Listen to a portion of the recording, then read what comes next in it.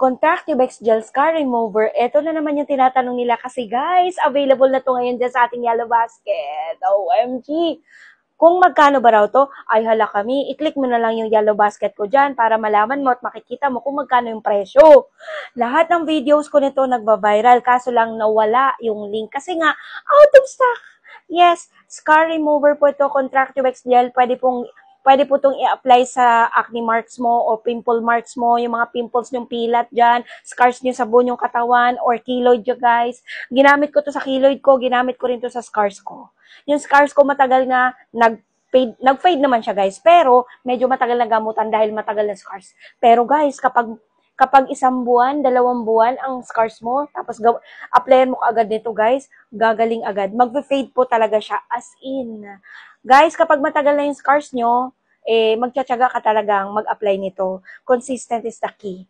Yes, totoo po yun. Kasi nangyari po sa akin yun. Yung keloid ko, nawala na po siya guys, as in. Pero kapag sira yung tissue, yung scars na sira ang tissue as in lumalim, hindi po siya magagaling nito guys. At guys, natutuwa ako dito sa Contractubex na to. Tignan nyo naman, luman-luma na to. Kasi ginagamit ko to siya guys, as in. Nagsishare din ako ng ibang Contractubex dito. Nagsishare din ako ng ibang scar remover dito guys. Pero eto po talaga yung unang-una kong in-apply noong Contractubex gel. As in, pwede pong makawala to ng mga pilat-pilat nyo sa face. Yes, opo, totoo po yun. Kaya, i-grab nyo na. Available na siya ngayon. Nasa Yellow Basket natin. Ang tagal na wala nito dito sa TikTok. Pero